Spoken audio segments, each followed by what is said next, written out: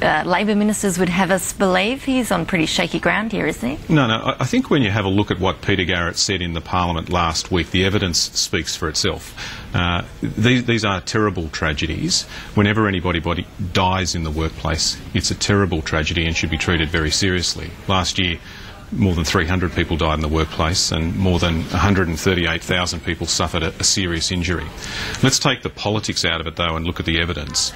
And all of the evidence shows that wherever a safety concern or an issue about training was brought to the minister's attention, that he responded to that. When those safety issues were first raised in the first half of last year, the minister's response was to introduce a scheme that was above the Australian safety standard and above the business code.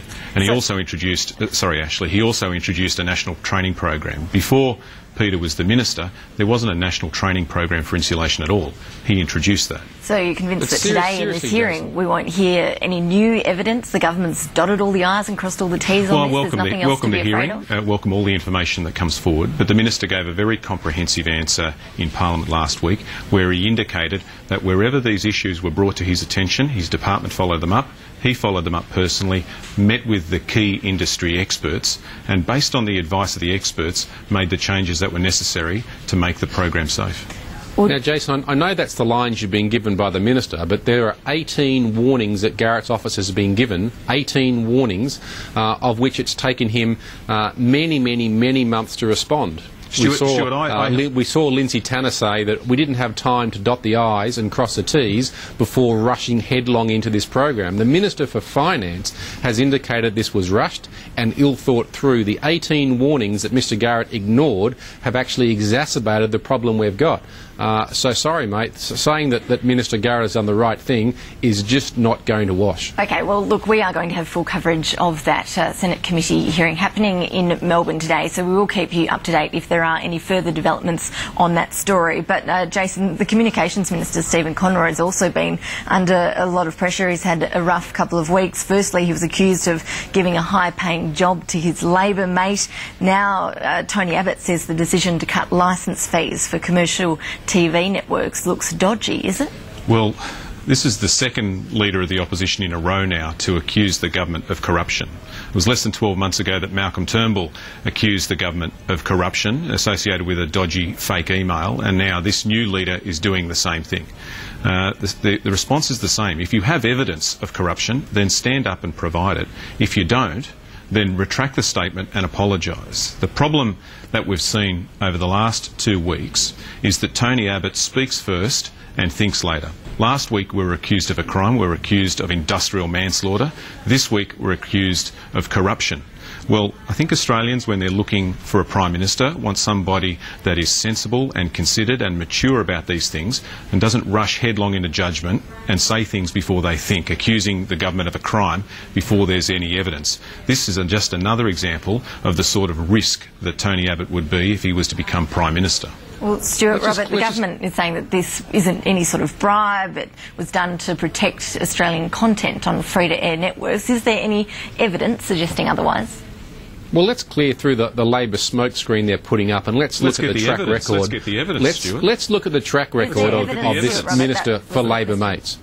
I mean, what we've got is we've got an original NBN Type 1, which was $4.7 billion, and that's gone. $17 million wasted in a tender. NBN Phase 2 is $43 billion with no business case, no disclosure statement, no benefits, no anything. We've got the $450,000 job to Labor mate Mike Kaiser when no one else actually was allowed to apply for the job. And now we've got $250 million being given to the networks where no one can actually explain the quantum.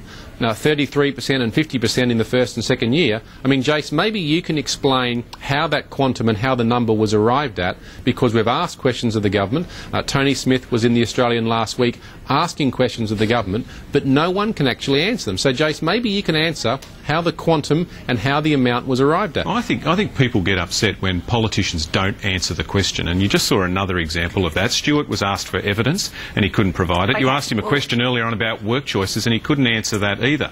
Well, he has asked you a question, how was the $250 million arrived at? What was the reason? We've heard that it was to provide free content. To support local content. It also ensures that it's consistent with the fees that are paid by other providers around the world. And the third reason is it supports the transition to digital television.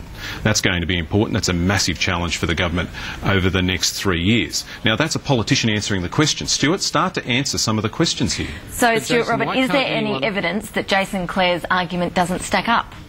Well, the evidence is that no one can actually explain how the 250 million was arrived at and how the quantum of 33 and 50% was arrived at. Now, we understand that there are costs with digital conversion for television. We accept that. I think everyone accepts that. And there may well be some costs associated with that. But the government needs to come clean on exactly how they arrived at the quantums and the cost, because at present there is absolutely no evidence before the Australian people as to how those two were actually arrived at. So would the Coalition, if it was in government, reverse that decision, Stuart Robert?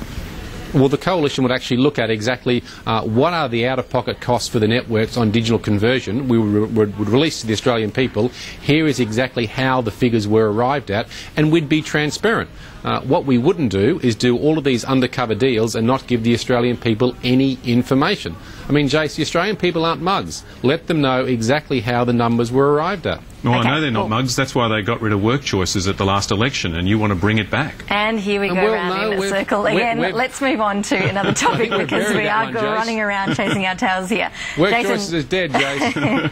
We get it. The opposition says work choices is dead. I don't think people believe it. Okay, let's move on. Another of your colleagues is in trouble, Jason Clare. They're not having a good run this week. Belinda Neal, controversy plagued, of course. The Daily Telegraph on its front page today says that she offered to do a favour, which was reportedly fast-tracking a hip operation for a branch member in return for her vote in the pre-selection battle for Robertson. Belinda Neal denies this, but it's not a good look, is it? I don't have any information on the details of that, only what I read in the paper, like yourself. Obviously, it shows that it's a pretty hotly contested pre-selection, and these things can get pretty bitter and divisive. It's not unique to the Labor Party. The same thing happens in the Liberal Party. We saw that last year with Peter Dutton's attempt to move seats that failed. My old sparring partner, Scott Morrison, had the same problem when he first got elected to Parliament. The important point here is that if there are allegations of improper conduct, if information is available, then refer it to the people that are responsible for the pre-selections, and in this case it's the party officers, it's the party secretary. Stuart Robert, we are running out of time. Final word. Oh, well, I think it shows two things. One, it shows if indeed the facts are correct and a lady is desperately looking for a hip operation, it shows our waiting lists in hospitals are out of control, and Labor has completely failed in that respect, especially to take over public hospitals by 6 months ago if they weren't fixed.